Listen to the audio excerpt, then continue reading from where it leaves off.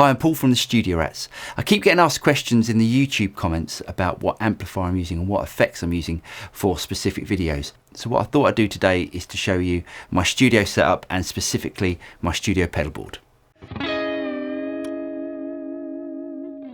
So here's my studio board. I just use this for studio work. This never goes out live. If I go out live, I'll normally take a much smaller pedal board, a more compact pedal board with fewer pedals on it. But when you're in the studio, I've got sort of access to quite a few different pedals and effects. And for the moment, these are the pedals that are on my board. Most of the time that I'm playing on these YouTube videos, I'm going through my Matchless Independence 35 amp over there. So unless I state otherwise, you can sort of pretty much guarantee that I'm going to be playing through that amp. I'll explain how everything's wired up just really quickly. I'm using this Boss ES8 system, but the guitar is immediately going into this compressor pedal, this exotic SP compressor. Out of the compressor pedal, it's then going into the ES8 where I've got the choice of all the other drive pedals and delays and effects and that sort of stuff. And then straight out of the ES8, I'm going into this clinulator. This is a buffer system for amplifiers that don't have decent effects loops. Now, you'd be surprised, a lot of really high boutique expensive amplifiers don't actually have that good effects loop. So if you've got something like a Dumble or even a Matchless, if you get a clinulator, it can actually sort out what's going on with the effects loop and actually make it sound pretty good. But funny enough, I'm not really using the clinulator for that. As I said, we're coming out of the ES8 and then I'm going straight out the clinulator, straight into my amplifier. The reason I do this is to buffer all of these effects and to go into the front of the amplifier. Now, not only that, but the clinulator has this really good EQ circuit on it. If I turn them both off and I play the guitar going straight into the amp,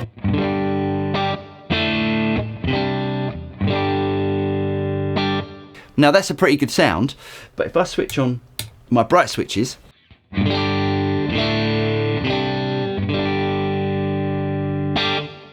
get all my clarity back, and the bright switches on the clinulator really add a lot to any guitar amp.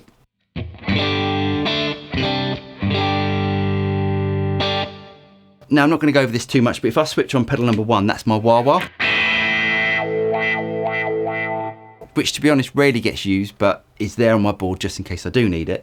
Next I go into all of my boost pedals. Now recently, friend of the show Sophie sent me this, which is an Allen Gear Lydian boost pedal. If you guys get a chance to try out one of these, I highly recommend it. It's my favourite boost that I've ever used.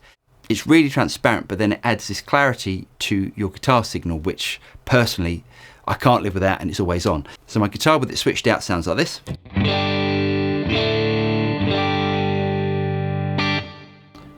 And then in sounds like this.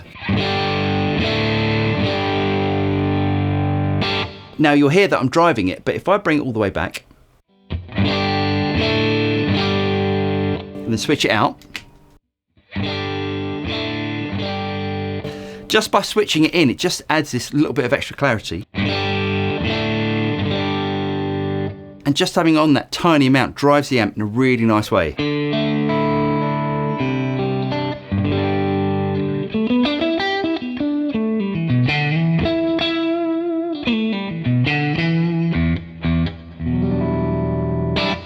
So I can either just use it as an always on pedal like it is now, or if I crank it up, this is going into a clean amp.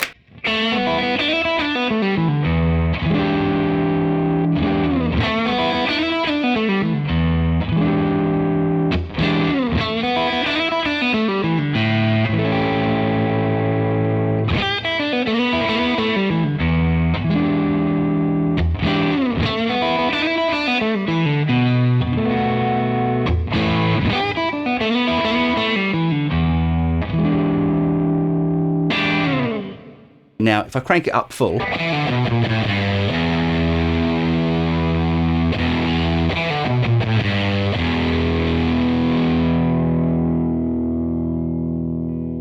it drives the front of the amp in a really nice way, and you can almost get those sort of fuzz tones out of it.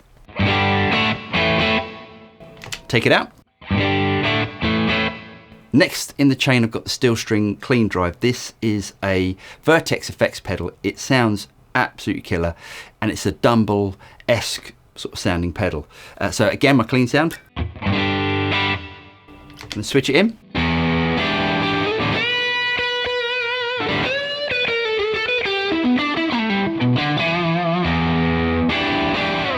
you can get all of those Stevie Ray Vaughan type of tones out of it, especially if you're using a Strat.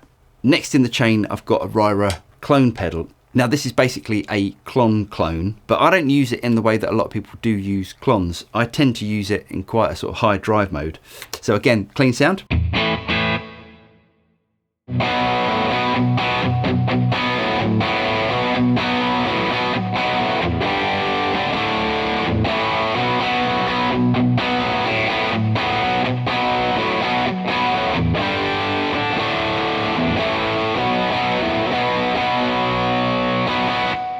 To be honest, I don't really use those sort of clone style pedals as a boost pedal like a lot of people do, and that's normally the setting that it stays at and it never gets touched.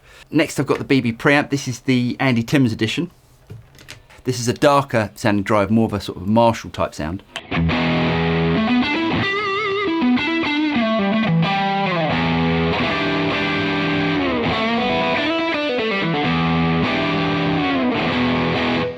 And then obviously there's combinations of those pedals together. Now, one of my favourite combinations is either the clone style pedal or the BB preamp with the Greer Lydian boost.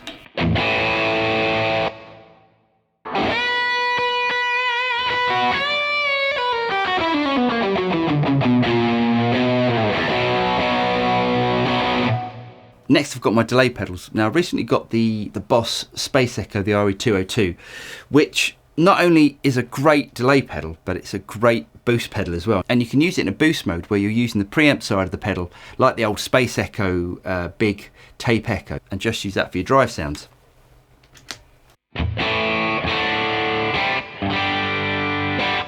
So with this patch, it's lightly driven with a bit of delay, but if I switch over to the next preset, I'll set this up so it's just a boost.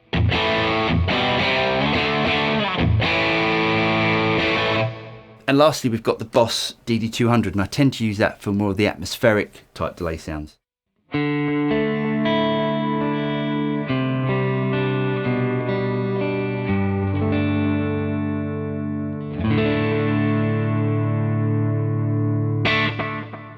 Anyway, I really hope you guys got something out of that video. If you did get something out of it, don't forget to like and subscribe. Click on the bell button and you'll be notified of any future video that comes out from the Studio Rats. I'm Paul, and I'll see you next time. Cheers.